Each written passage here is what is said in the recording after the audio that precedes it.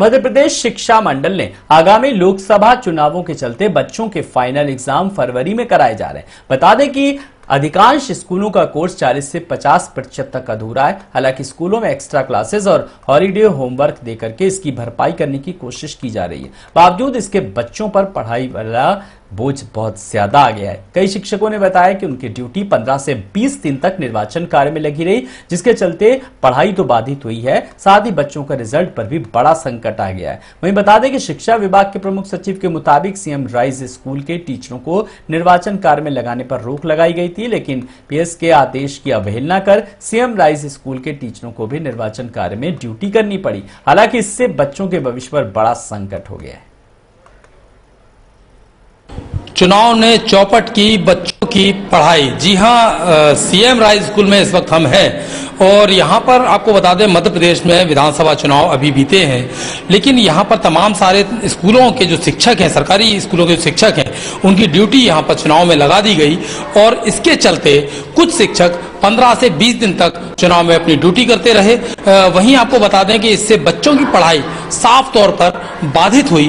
बात करने की कोशिश कर लेते हैं बच्चों से किस तरह की व्यवस्थाएं रही स्कूल में उनकी शिक्षक की अनुपस्थिति में। जैसा कि अभी चुनाव थे तो इस वजह से हमारे जो केमिस्ट्री के जो सर है हमारे श्री नरेंद्र बातम सर जी, उनकी ड्यूटी लग चुकी थी लगभग 20 से 25 दिन के लिए चुनाव में, तो इस वजह से हमारा काफी कोर्स बिछड़ गया। हाँ, और इंग्लिश का भी बहुत नुकसान हुआ। अब पेपर में करना पड़ेगा, लेकिन अभी जितना हो सकता है तब भी हम उसको चीज को कवर करने की कोशिश कर रहे हैं। बेटा आप बताएं किस तरीके से इस बार देखते हैं, चूंकि इस बार चुनाव थे, आपके जो सर थे, मैडम थी, उनकी ड्यूटी लगी चुनाव में, तो किस तरह से पढ़ाई बाधित हुई आपकी? मेरा नाम कृति सोनी है और मैं साइंस की स्टूडेंट हूँ।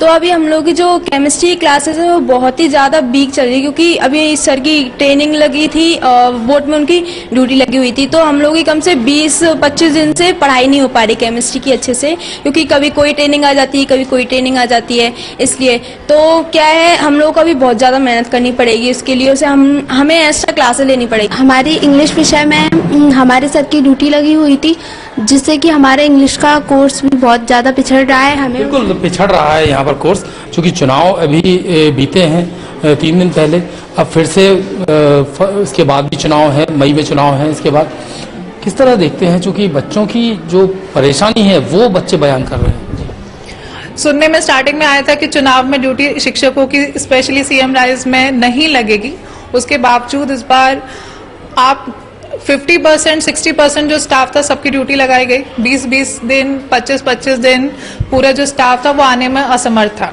तो उससे पढ़ाई तो बाधित हुई है। बहुत सारे चैप्टर्स रह गए हैं, सिलेबस रह गया है।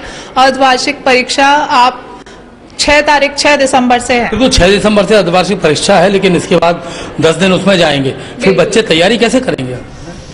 अब हम अपनी तरफ से ये कोशिश कर रहे हैं कि सुबह जल्दी बुला के या फिर बाद में लंच के बाद जो इनके एक्स्ट्रा पीरियड जो डांस और म्यूजिक के होते थे उनको हटा करके पढ़ाने के लिए एक्स्ट्रा क्लास लगाई जा रही है। तो कहीं ना कहीं बच्चों का तो नुकसान हो ही रहा है। बिल्कुल, तो बच्चों का नुकसान हुआ है यहाँ पर, लेकिन सबसे अहम बात यह है कि जो सरकार है, जो नेता हैं, उनको अपनी सत्ता से मतलब है और बच्चों के भविष्य की किसको पड़ी है, ये एक बड़ा सवाल है। खास तौर पर टीवी 27 न्यूज का ये बड़ा सवाल है और सबसे अहम बात यहाँ पर यह है कि बच्चों के भविष्य की तरफ कोई यहाँ देख नहीं रहा है। कैमरामैन राहुल के साथ मैं संजय शर्मा, टीवी 27 न्यूज, ग्वालियर।